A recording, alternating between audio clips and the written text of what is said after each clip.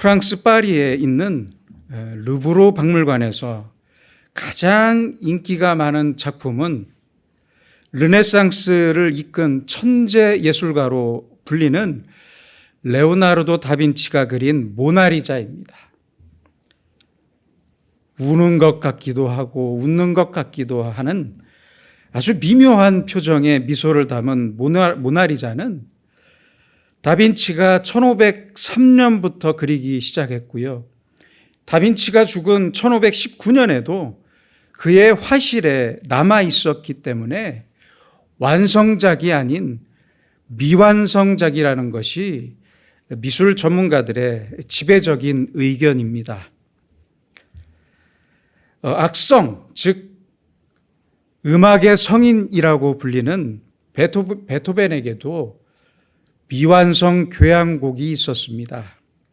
그의 마지막 교향곡으로 알려진 이 교향곡 9번을 완성한 지 3년 후인 1827년 베토벤은 10번째 교향곡을 만들기 시작했지만 안타깝게도 베토벤은 같은 해인 1827년 3월에 세상을 떠났고 그의 마지막 교향곡 10번은 영원히 미완성으로 남게 되었습니다.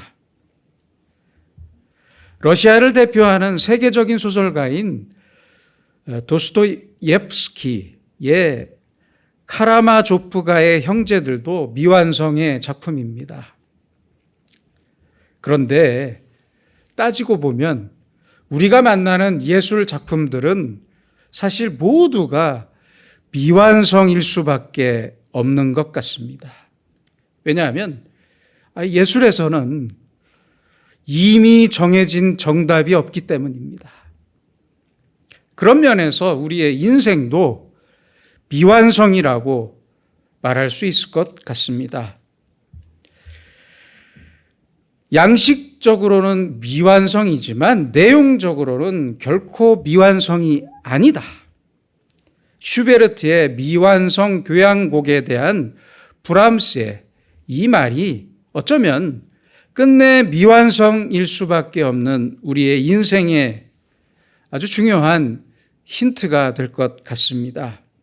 사람이라면 누구나 완벽한 성공을 꿈꾸며 삽니다. 그러나 성공이 무엇이고 인생의 완성이 무엇이냐고 묻는다면 우리는 무엇이라고 대답해야 합니까? 무엇이라고 대답할 수 있겠습니까? 자기 인생의 목표를 모르고 출발하고 무엇을 위해 사는지도 모른 채 늘 바쁘게만 살고 인생의 최종적인 가치를 모른 채 산다면 대단히 고달픈 인생입니다. 오늘 본문 14절에서 사도 바울은 말씀합니다. 표대를 향하여 그리스도 예수 안에서 하나님이 위에서 부르신 부르심의 상을 위하여 달려가노라. 바울은 자기 인생의 표대를 알았고 사람의 인생을 그 표대를 향해 달려가는 경주자로 그렇게 말씀하고 있습니다. 또한 12절에서도 말씀합니다. 그리스도 예수께 잡힌 바 된 그것을 잡으려고 달려가노라. 이 구절의 원문을 하면요. 예수께서는 나를 그분의 소유로 삼으셨기 때문에 주님의 뜻을 내 뜻으로 만들고 그것을 이루기 위해 달려간다는 뜻입니다. 자기 뜻이나 자기 성공이나 자기에게 속한 목표가 아니라 예수의 소유가 된 내가 주님의 표대를 잡기 위해 달려간다는 그러한 말씀입니다. 바울은 이렇게 예수님의 뜻을 자기의 뜻과 목표와 이상으로 삼고 살았습니다.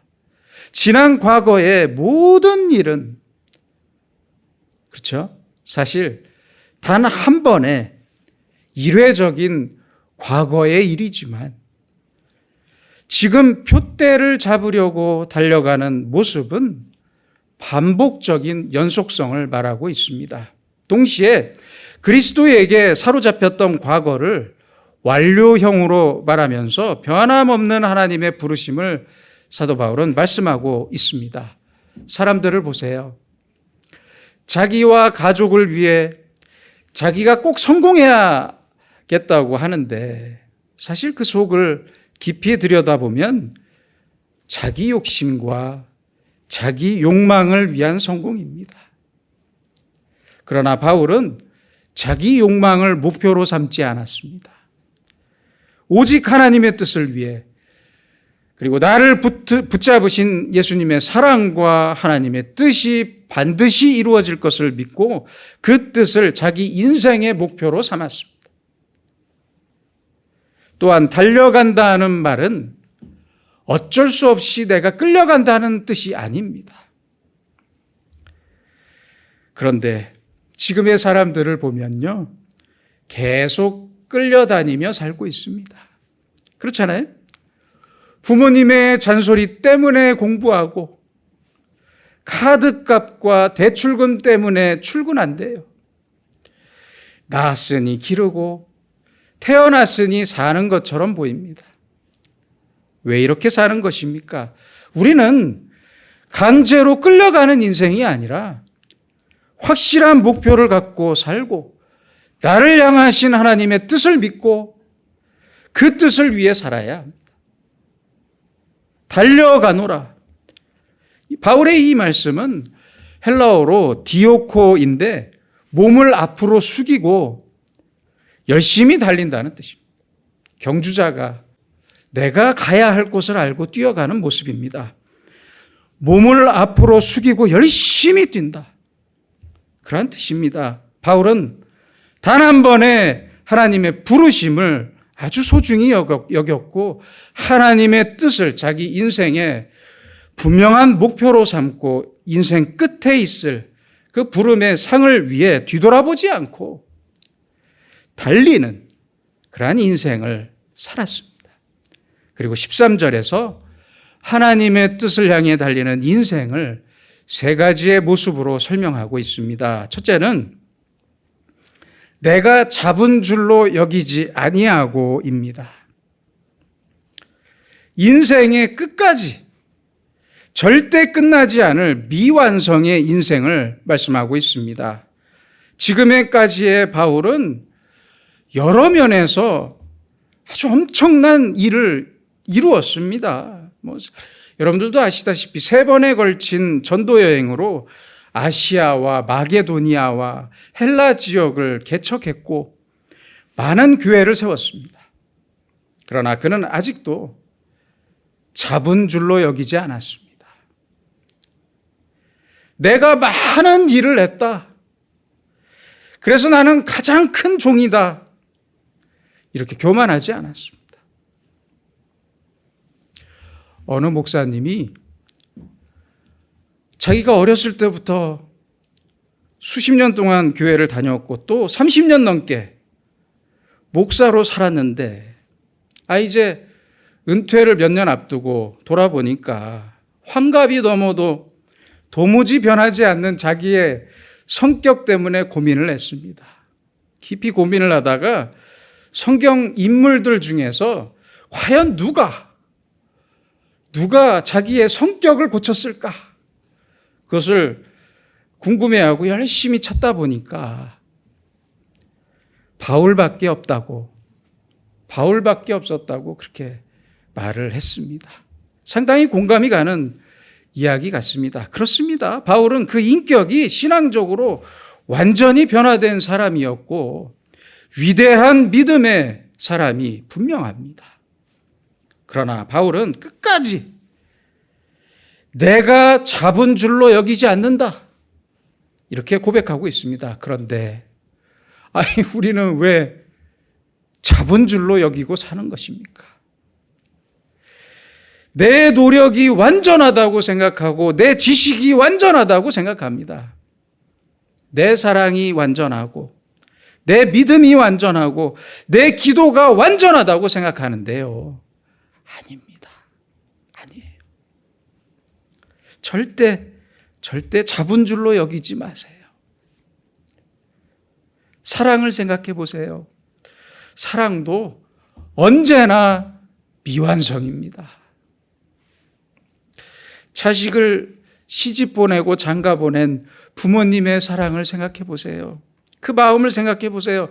지금까지 그 많은 사랑을 주셨고 모든 것을 주셨는데 더 주고 싶고 더 못해줘서 미안하다고 그렇게 말씀하시는 것이 부모님의 사랑이잖아요. 어느 때라도 우리는 이렇게 생각해야 합니다. 어느 때라도 내가 줄 사랑을 다 줬다고 생각한다면 그것은 사랑이 아닙니다. 바울은 그토록 많은 일을 이루었지만 예수 그리스도에게 붙잡힌 그것, 하나님의 뜻을 다 이루었다고 생각하지 않았고 언제나 하나님 앞에서 미완성의 인생을 죄송해하면서 겸손하게 살았습니다. 우리도 언제나 이것을 생각해야 합니다. 하나님, 저는 아직도 배울 게 많이 남았고 아직도 회개할 것이 많고 아직도 버려야 할 것이 너무 많은 부족하고 부족한 사람입니다. 바로 이 고백이 있어야 합니다. 세계적인 저술가인 앤드류 머레이는 겸손에 대해서 이렇게 말했습니다. 겸손은 하나님께서 모든 것이 되시도록, 하나님께서 모든 것이 되시도록 우리는 아무것도 아닌 것이 되는 것이다. 그게 겸손이다라고 말했습니다. 우리는 아무것도 이룬 것이 없는 사람들이고 다 이루었다고 말씀할 수 있는 사람은, 있는 분은, 말할 수 있는 분은 오직 예수님밖에 없습니다.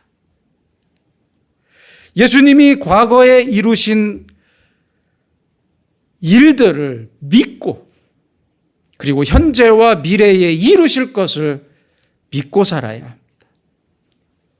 나는 사도 중에 가장 작은 자라.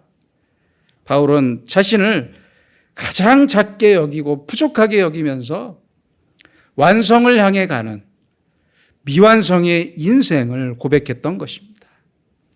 둘째는 뒤에 있는 것은 잊어버리고입니다. 이 말씀은 사람들이 좀 잘못 해석하기가 쉬운데요. 이 말씀은 다메섹에서 예수님을 만나기 전에 일을 잊었다는 말씀이 아닙니다. 그런 말씀이 아닙니다.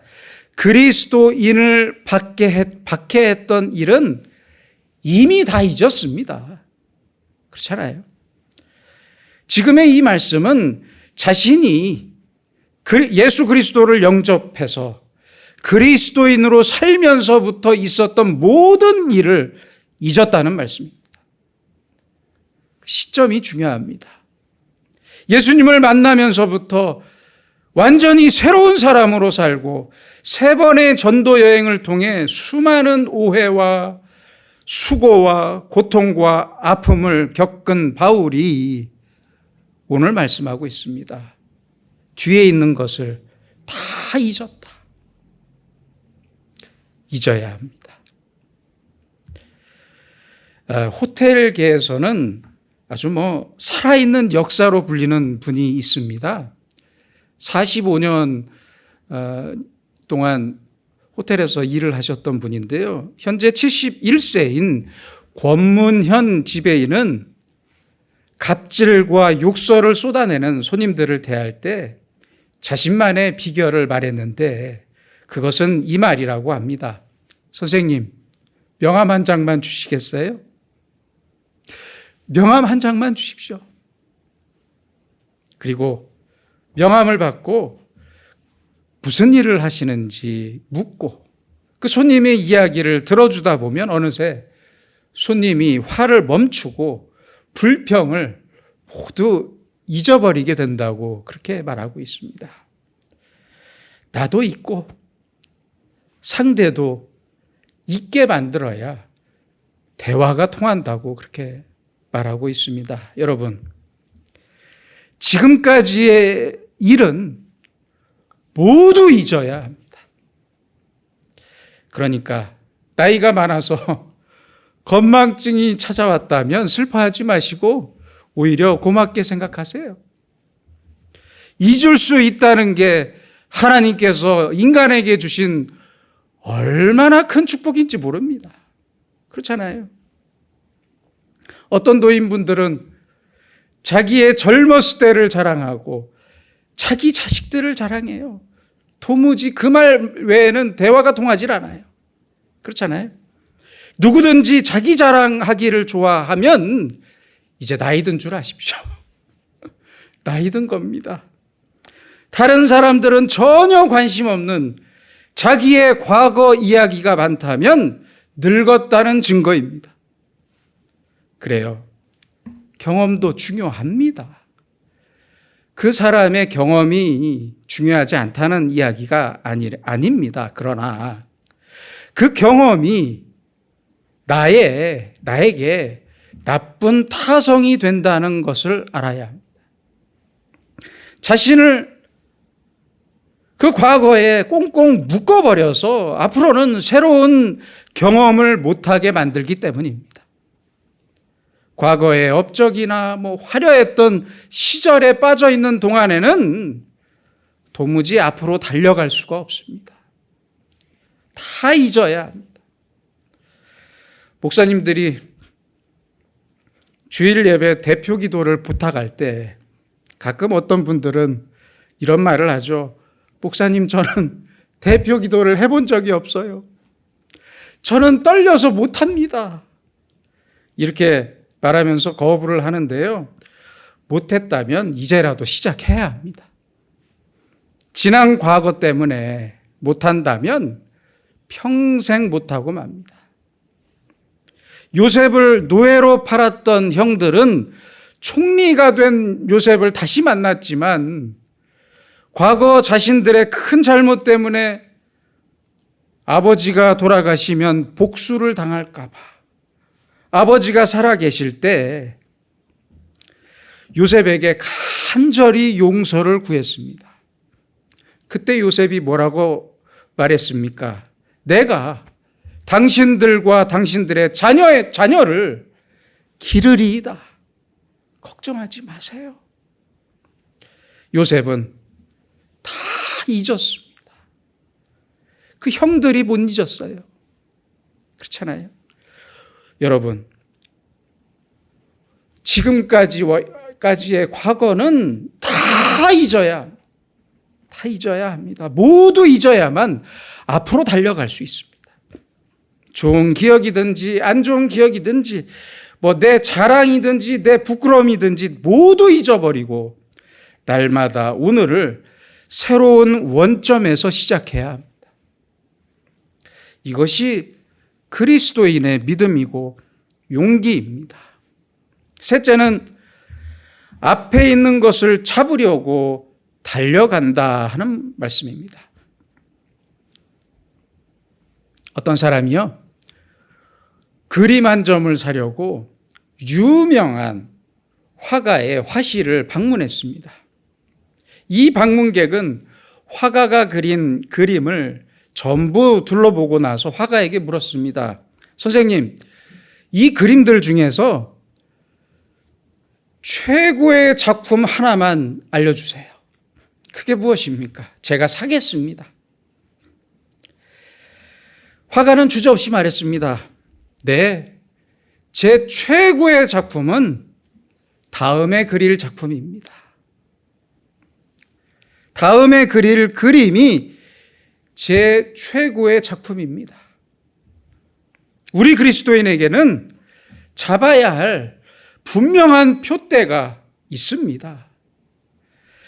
이제 더 이상 과거에 얽매이지 말고 그 표대를 향해 달려가야 합니다. 출애굽했던 이스라엘 백성들이 모세에게 그리고 하나님에게 가장 자주 했던 말이 무엇입니까? 애굽으로 돌아가자. 그것 아니었습니까? 정말 어리석은 말입니다. 예수님께서는 이렇게 말씀했습니다. 손에 쟁기를 잡고 뒤를 돌아보는 자는 하나님의 나라에 합당하지 아니하니라. 앞이 막혔다면 옆으로 돌아가든지 위로 넘어가면 됩니다. 길이 왜 없습니까? 절대 뒤돌아서면 안 됩니다. 이것이 바로 우리 그리스도인의 승리의 비결입니다. 인도 속담에 아주 재밌는 속담이 있어서 제가 소개해 드리겠습니다. 네가 태어날 때는 너는 울고 세상 사람들은 기뻐했다. 이제 네가 죽을 때는 세상 사람들은 울고 너는 기뻐할 수 있도록 인생을 살아라. 아주 참 제 마음에 다가왔던 귀한 속담이 아닌가 싶습니다. 세상을 떠날 때 기뻐할 수 있도록 최선을 다합시다. 오늘을 최선을 다해 살아갑시다. 최선은 절대 후회를 낳지 않습니다. 나의 지난 과거가 잘못되었더라도 지금이 끝이 아니기 때문에 다시 앞을 보고 달려가야 합니다. 예수님께서 분명히 말씀하셨습니다. 구하라 주실 것이요, 찾으라 찾을 것이요, 두드리라 그리하면 열릴 것이다. 구하라는 말씀은 멀리에서도 기도하라는 말씀이고요. 그렇잖아요.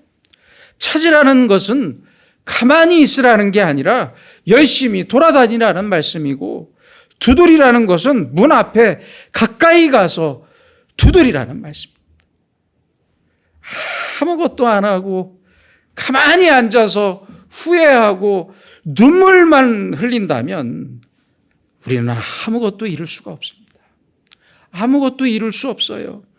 지금의 내가 어디에 있든지 어떤 형편이든지 하나님께서 부르신 뜻을 향해 달려가야 합니다. 하나님을 만나는 날까지 우리 모두의 인생은 미완성입니다. 우리에게 미완성의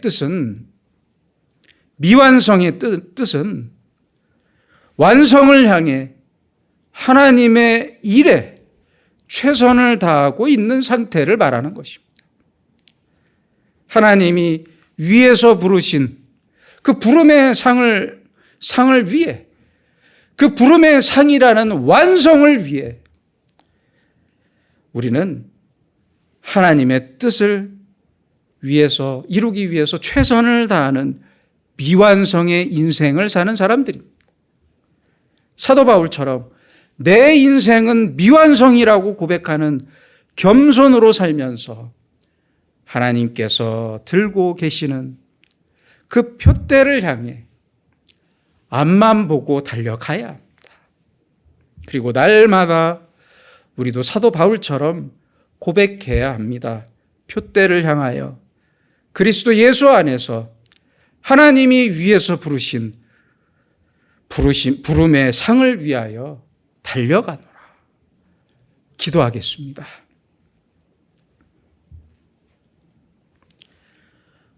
거룩하시고 은혜로우신 아버지 하나님, 부족하고 어리석은 저희를 부르시고 자녀 삼으시고 지금까지 은혜로 인도해 주심을 진심으로 감사합니다. 잘했든 잘못했든 오늘까지의 모든 과거는 다 잊어버리게 하시고 주님의 손에 사로잡힌 사람으로 살고 오직 주님의 손에 잡힌 표대, 주님의 뜻을 위해 달려가는 믿음의 사람들이 되게 하여 주시옵소서.